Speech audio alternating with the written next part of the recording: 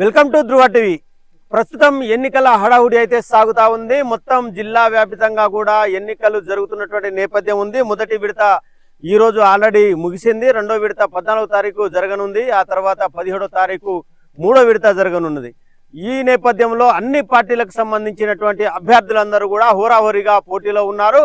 మొత్తం మీద అన్ని వర్గాలకు సంబంధించిన ప్రజలను మచ్చిక చేసుకునేందుకు, ఓటర్లను, ఓటు బ్యాంకును కొల్లగొట్టేందుకు అభ్యర్థులైతే సిద్ధమైనటువంటి వాతావరణం అయితే కనిపిస్తా ఉంది.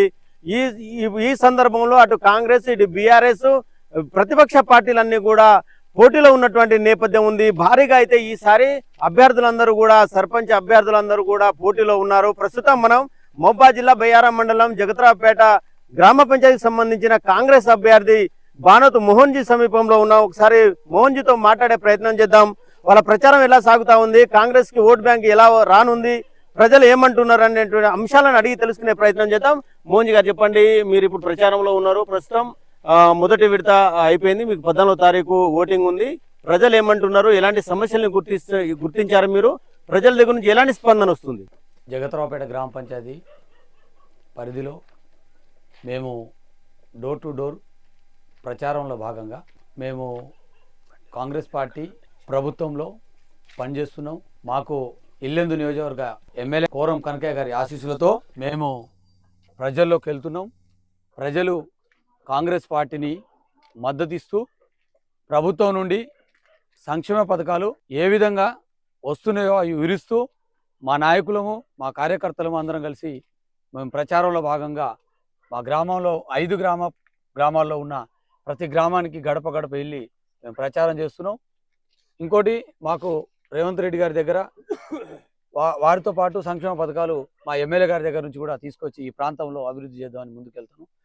ఓటర్లు ఏమంటున్నారు? ప్రజెంట్ గా మీ దగ్గర నుంచి, మీ వైపు నుంచి మీ దగ్గరికి వాళ్ళు ఏమైనా సమస్యలు తీసుకొస్తున్నారా? ఏం చెప్తా ఉన్నారు? అధికార పార్టీలో మీరున్నారు, ప్రస్తుతం ప్రజల దగ్గర నుంచి స్పందన స్పష్టంగా వాళ్ళు చెప్తున్నది ఏంటిది? మీకు అధికార పార్టీలో మీరున్నారు కాబట్టి మాకు ఏమేమి సంక్షేమ పథకాలు అందిస్తారని వాళ్ళు అడగటం జరుగుతుంది.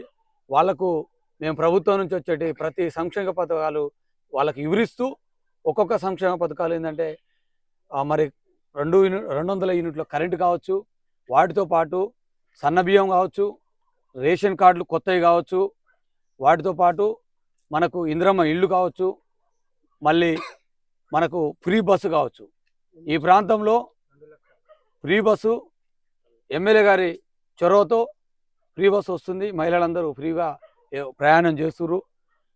వాటితో పాటు 2 లక్షల రుణమాఫీ, ఇంకా సంక్షేమ పథకాలు వచ్చేటివి ఉన్నాయి. వాటిని కూడా తీసుకొచ్చి ప్రజలకు అందిస్తాం.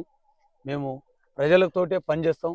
కాంగ్రెస్ పార్టీని నమ్ముకొని ఉన్నాం కాబట్టి వాళ్ళకు కూడా అన్ని విషయాలుగా వాళ్ళకు మేము సాయం చేస్తామని మీకు తెలియజేస్తున్నాం.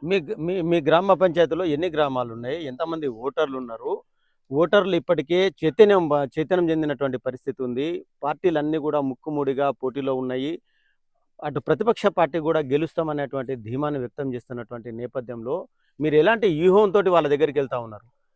జగత్రావుపేట గ్రామ పంచాయతీ పరిధిలో చర్లాపల్లి తండా, బీరూరు మడవ, బోటి తండా, రెడ్డియ తండా, ఈ గ్రామ పంచాయతీలో 5 విలేజెస్లో మేము వెళ్తున్నాం.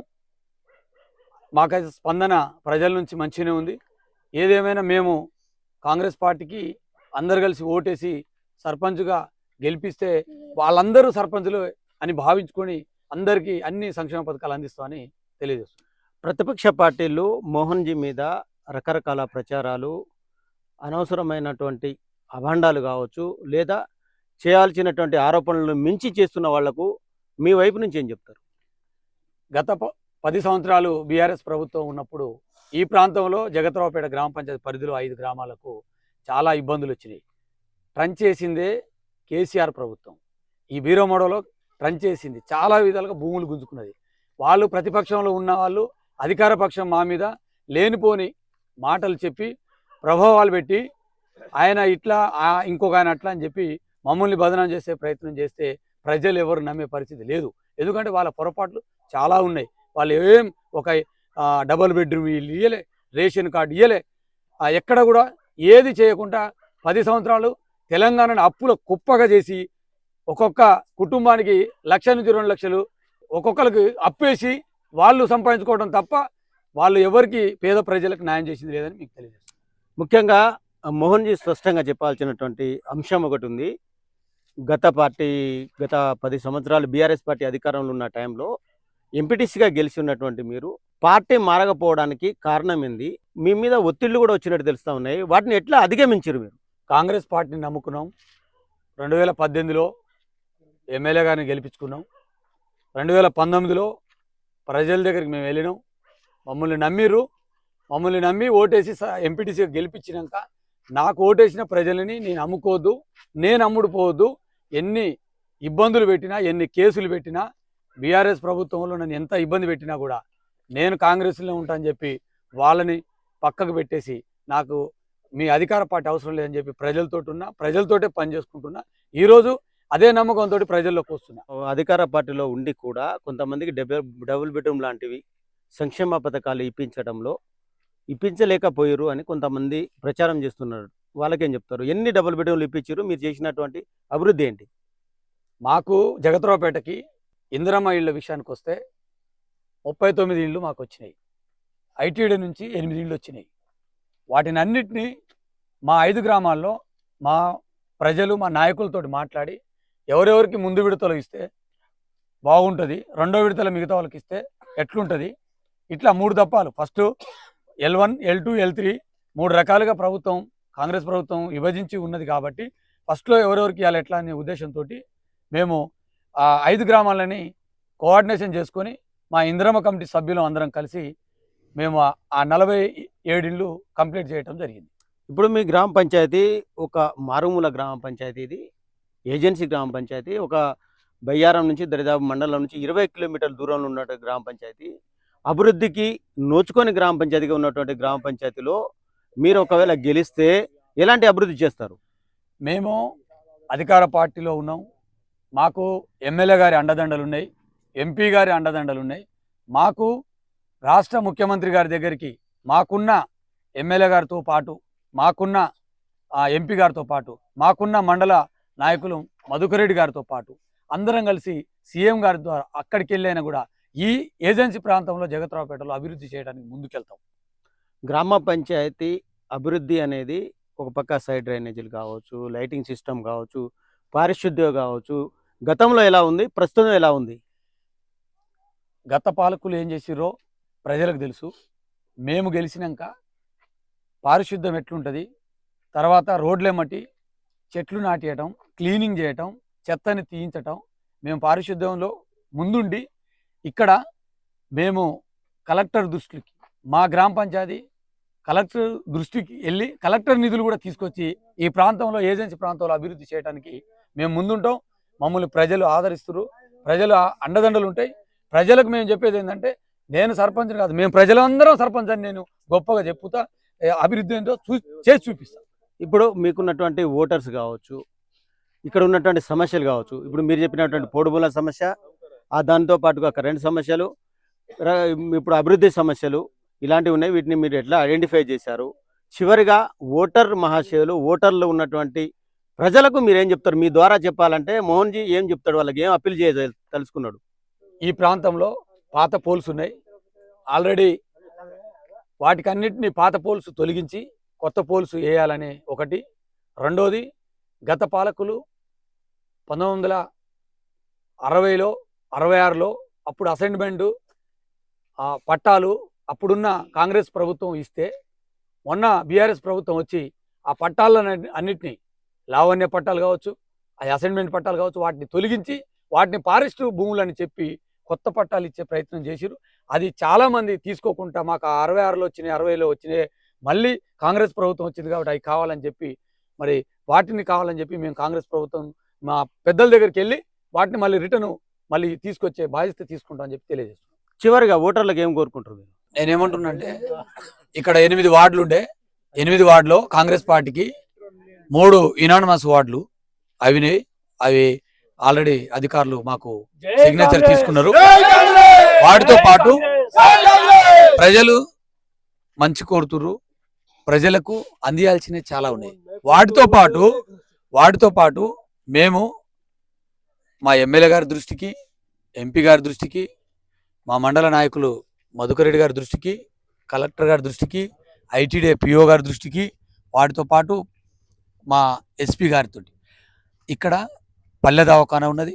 వాటికి రౌండ్ అప్ ప్రారీలు, గేట్లు, తర్వాత గ్రామ పంచాయతీ కూడా సేమ్ టైం, స్కూలు కూడా సేమ్ టైం, ఇట్లా చాలా పనులు ఉన్నాయి. నేను మా ప్రజలకు కూడా మన ధృవ టీవీ సందర్భంగా ప్రజల దృష్టికి తీసుకెళ్తున్నా. వీటిని అన్నింటినీ అభివృద్ధి చేసుకుందాం.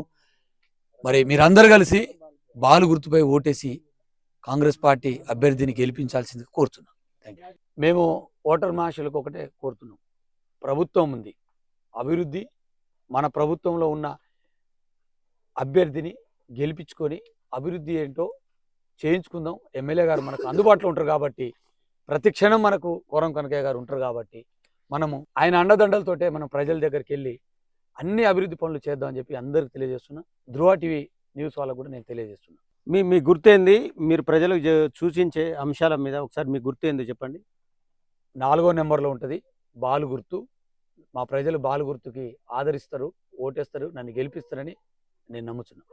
అది పరిస్థితి. మోహన్ జీ అయితే ఒకటే చెప్తా ఉన్నారు, ప్రస్తుతం ఓటర్లంతా నా వెంటే ఉన్నారు, ప్రభుత్వం అభివృద్ధి కార్యక్రమాలు చేస్తూ ఉంది, దానికి తగ్గట్టుగానే నాకు గెలుపు కూడా సాధ్యపడుతుంది, ఓటర్లను నేను నమ్ముతున్నా, దాంతో ప్రకారంగా అభివృద్ధి చేసి చూపిస్తా అని చెప్తా ఉన్నారు. దాంతోపాటుగా మనతో పాటుగా మరి కొంతమంది స్థానికులు ఉన్నారు, ఓటర్లు ఉన్నారు.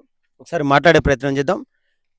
చెప్పండి అన్న, చెప్పండి ఏం జరుగుతూ ఉంది, ఓటర్లు ఏం చెప్తున్నారు, మీరు ఇప్పుడు ప్రచారం చేస్తూ ఉన్నారు, ఓటర్ సరళి ఎట్లా ఉంది, గతంలో ఉన్న ఓటింగ్లో ఉన్నటువంటి వాళ్ళు ఎవరు, మీరు యువకులు ఉన్నారు, మీరు ఏం చెప్తున్నారు, ప్రజలు మీ దృష్టికి ఏం తీసుకొస్తున్నారు? ఈరోజు ప్రజలందరూ అధికారంలో ఉన్న పార్టీకే ఓటేసి గెలిపియాలనే ఉత్సాహంతో ఉన్నారు. అంతేకాదు ప్రతి ఒక్కరు ఇందిరమ్మ ఇల్లు తీసుకుని 10 సంవత్సరాలు ఇందిరమ్మ డబుల్ బెడ్రూమ్ ఇల్లు రాకపోవడంతో ఇప్పుడు ఇందిరమ్మ ఇల్లు తీసుకొని చాలా సంతోషంగా ఉన్నారు చాలామంది గ్రామాలలో. వాళ్ళందరూ కూడా అధికార పార్టీలు ఉన్న దానికి ఓటేసి గెలిపించుకుంటే భవిష్యత్తులో మనకు ఇంకా అభివృద్ధి చెందుతుందని వాళ్ళందరూ చెప్పడం జరుగుతూ ఉంది మా ప్రచారంలో. ఇంకా ప్రజలకు మీరేం చెప్తారు? ఇంకా ప్రజలకు చెప్పాలి ఏమన్నా విషయాల మీద, అంశాల మీద చెప్పాలంటే, అభివృద్ధి విషయంలో చెప్పాలంటే ఏం చెప్తారు? ఖచ్చితంగా కాంగ్రెస్ పార్టీ బలపరిచిన అభ్యర్థికి ఓటేసి గెలిపించి ఇంకా అభివృద్ధి, ఆ సీసీ రోడ్లు కానీ, ఆ కరెంటు సమస్య కానీ ఇంకేమైనా ఉంటే వాటిని అన్ని అధికారంలో పార్టీ ద్వారా చేయించుకోవాలని కోరుకుంటా ఉన్నా. ఇంకో మనతో పాటుగా ఇంకో నాయకుడు ఉన్నాడు మనతో పాటుగా, గతంలో గ్రామ పంచాయతీ మాజీ సర్పంచ్ కూడా కాంగ్రెస్ నుంచి. అన్న చెప్పండి, ప్రస్తుతం అయితే ఇప్పుడు మీరు పోటీలో ఉన్నారు, తిరుగుతూ ఉన్నారు, గతంలో మీరు ఉప సర్పంచ్ చేసి ఉన్నారు, ప్రభుత్వం ఇచ్చినటువంటి 6 గ్యారెంటీలు అయితే ఏవైతే ఉన్నాయో అవి ప్రజలకు చేరలేదు, దాని మీద ప్రజలలో వ్యతిరేకత ఉంది, కాంగ్రెస్కి ఇది ఇబ్బంది పెట్టేటువంటి అంశం అని చెప్పి ప్రతిపక్షాలు చెప్తా ఉన్నాయి, దీనికి మీరేమంటారు? ముందుగా అందరికీ నమస్కారం. ఈరోజు కాంగ్రెస్ పార్టీ బలపరిచినటువంటి అభ్యర్థి భానుతు మోహన్ జీ గారు 4వ నెంబరు బాలు గుర్తు మీద అందరం కలిసికట్టుగా ఓట్లేసి అత్యధిక మెజార్టీతో గెలిపించాలని కోరుకుంటున్నాను. అదేవిధంగా జగదరావుపేట గ్రామ పంచాయతీలో 5 గ్రామాలు ఉన్నాయి. ప్రతి ఒక్క గ్రామానికి వెళ్ళాము. ఈరోజు ఏమంటారంటే అధికార పార్టీకి ఓటేసి ఈరోజు మనం మన గ్రామ పంచాయతీని అభివృద్ధి దిశగా తీసుకుపోయే విధంగా పోదామనే ఆలోచనలో జనాలంతా ఉన్నారు. ఈరోజు ఏది ఏమైనా మోహన్జీ అధికార పార్టీ బలపరిచినటువంటి వ్యక్తి మోహన్జీ గెలుపు కంపల్సరీ ఖాయం అనేది తెలుస్తున్నది. ముఖ్యంగా ఇప్పుడు మోహన్ జీకి కాంగ్రెస్ పార్టీ నుంచి మోహన్ జీ అభ్యర్థిగా ఉన్నాడు, మోహన్ జీకి ఓటు ఎందుకు వేయాలి ప్రజలు అంటే మీ వైపు నుంచి మీరేమంటారు? మోహన్జీకి ఎందుకు వేయాలంటే ఈరోజు గత పాలకులు 10 సంవత్సరాలు పరిపాలించిన ఏ రోజు కూడా మన గ్రామాలలో ఈరోజు బీరో మోడ తీసుకుంటే అక్కడ ఉన్న ప్రజలంతా ఎన్నో ఇబ్బందులు పడ్డారు. ఎక్కడ కూడా సంక్షేమ పథకాలు ఏ ఒక్కరు కూడా అందలేదనేది నేను ఈ సభాముఖంగా తెలియజేస్తున్నాను. ఎందుకంటే కాంగ్రెస్ పార్టీ గెలిచాక సంక్షేమ పథకాలు ఎన్ని ఇబ్బందులైనా సంక్షేమ పథకాలు ఆగకుండా ఇస్తున్న పార్టీ ఏదన్నా ఉందా అంటే కాంగ్రెస్ పార్టీ అని చెప్పదలుచుకున్నా. ఎందుకంటే ఈరోజు ప్రతి పేదోడికి న్యాయం జరిగే విధంగా రేషన్ కార్డులు అయితే ఏముంది, సన్న బియ్యం అయితే ఏముంది, అదేవిధంగా ఇందిరమ్మ ఇల్లు అయితే ఏముంది. ఈరోజు 2 సంవత్సరాల పేరు మీదనే మనం అత్యధికంగా ఇల్లు ఇవ్వడం జరిగింది. అంతేవిధంగా అర్హులైన ప్రతి రైతులకి రుణమాఫీ చేయడం జరిగింది. అదేవిధంగా విద్యా సంస్థలు అయితే విద్యాలయాలు కూడా అభివృద్ధి చేసే దిశగా ఇట్లా కాంగ్రెస్ పార్టీ ఇలా చెప్పుకుంటూ పోతుంటే మహిళలకు అత్యధిక వడ్డీ లేని రుణాలు ఇవ్వడం కూడా మన కాంగ్రెస్ ప్రభుత్వం చేస్తుంది. అందుకోసమనే మేము ఏమంటున్నామంటే ఈరోజు గత పాలకులు చేసిన దౌర్జన్యాలకి జనాలు చాలా ఇబ్బందులు పడ్డారు. అదేవిధంగా మహిళలు ఈరోజు ఫ్రీ బస్సు కానివ్వండి, మరియు 200 యూనిట్లు కరెంటు కానివ్వండి, ఇలా చెప్పుకుంటూ పోతుంటే సంక్షేమ పథకాలు ఏ ఒక్కటి కూడా ఆపకుండా ఇస్తున్న ఘనత ఏదైనా ఉందంటే కాంగ్రెస్ ప్రభుత్వానికే ఉందని ఈ సభాముఖంగా తెలియజేస్తున్నాను. ఎందుకంటే ఈరోజు ప్రజలు కూడా పబ్బం కట్టారు. అధికార పార్టీలో 2 సంవత్సరాలకి ఇంత అభివృద్ధి జరుగుతుందంటే మనం ఇంకా కాంగ్రెస్ పార్టీకి ఓటేసి మన అభివృద్ధి మనం ఇంకా కొనసాగించుకునే విధంగా పోదామని జనాలలో వచ్చేసింది. ఈరోజు కాంగ్రెస్ పార్టీ ఇల్లెందు నియోజకవర్గ ఎమ్మెల్యే గారు శ్రీ కోరం కనకయ్య గారు బలపరిచినటువంటి అభ్యర్థి మోహన్ జీ గెలుపు ఖాయమని ఈ సభాముఖంగా తెలియజేస్తున్నాను. మనతో పాటుగా మరో అభ్యర్థి అంటే వార్డు మెంబర్ తో పాటు ఇక్కడ ఉన్నటువంటి ఈ ప్రాంతంలో ఉన్నటువంటి నాయకుడిగా తిరుగుతున్నాడు యువకుడు. ఒకసారి మాట్లాడే ప్రయత్నం చేద్దాం. మీకు ఎట్లా ఉంది, కాంగ్రెస్ పార్టీకి ఎట్లా ఉంది ఇప్పుడు పరిస్థితి? ప్రతిపక్ష పార్టీలు ఉన్నాయి, అటు బీఆర్ఎస్ కూడా పోటీలో ఉంది. ఒక పక్క మీ మీద తీవ్ర ఆరోపణలు చేస్తా ఉన్నారు. ఈ విషయంలో మీరేమంటారు? ఈ విషయంలో కాంగ్రెస్ పార్టీ వచ్చిన కానించి మాకు ఇదివరకు ఈ 10 సంవత్సరాల కింద టీఆర్ఎస్ పార్టీ ఉండే. ఈ ఏరియాకు ఈ జగత్రాపేట గ్రామ పంచాయతీ నుంచి బీరమడ విలేజ్ చాలా లోపలికి ఉండేది. మా ఏరియాకు కనీసం ఒక రోడ్డు కానీ ఈ రేషన్ కార్డులు కానీ ఇంతవరకు ఏది లేవు. 10 సంవత్సరాల నుంచి ఒక రేషన్ కార్డు రాలే, ఒక డబుల్ బెడ్రూమ్ ఇల్లు రాలే. ఈ 2 సంవత్సరాల లోపల మా ఊరికి ఒక 14 ఇల్లు ఇందిరమ్మ ఇల్లు వచ్చినాయి. అట్లే రేషన్ కార్డులు లేని వాళ్ళకు అందరికీ రేషన్ కార్డులు వచ్చినాయి. ఈ కాంగ్రెస్ ప్రభుత్వం ఉండడం వల్ల మాకు చాలా ఈ హామీలు వస్తున్నాయి. కాబట్టి మేము కాంగ్రెస్ పార్టీకి ఓట్లేసి గెలిపించుకొని సర్పంచ్ చేసుకుంటే ఇంకా చాలా అభివృద్ధి జరుగుద్దని చెప్పి మా కోరిక. ఇది పరిస్థితి. ప్రస్తుతం అయితే బీఆర్ఎస్ అటు ఉన్నటువంటి బీజేపీ లాంటి పార్టీలు పోటీలో ఉన్నప్పటికీ కాంగ్రెస్ పార్టీ అత్యధిక మెజార్టీతో గెలవబోతుంది. దానికి మేమంతా మద్దతు ఇస్తామని చెప్పి చెప్తా ఉన్నారు. కాంగ్రెస్ పార్టీ చేసినటువంటి ఈ 2 సంవత్సరాల కాలంలో అభివృద్ధి ఏదైతే ఉందో అది అభ్యర్థులకు అందరికీ ఉపయోగపడుతుంది. ముఖ్యంగా జగత్రాపేట గ్రామ పంచాయతీలో పోటీ చేస్తున్నటువంటి బానతు మోహన్ జీ అయితే స్పష్టంగా చెప్తా ఉన్నారు, ఇంకా ఈ గ్రామాలకు సంబంధించినటువంటి అభివృద్ధి చాలా చేయాల్సి ఉంది. నన్ను గెలిపించండి, ఈ ప్రాంతం అభివృద్ధితో పాటు ఆదర్శ గ్రామ పంచాయతీగా తీర్చిదిద్దడమే నా లక్ష్యం అని చెప్పి చెప్తా ఉన్నారు. చూస్తూనే ఉండండి ధృవ టీవీ.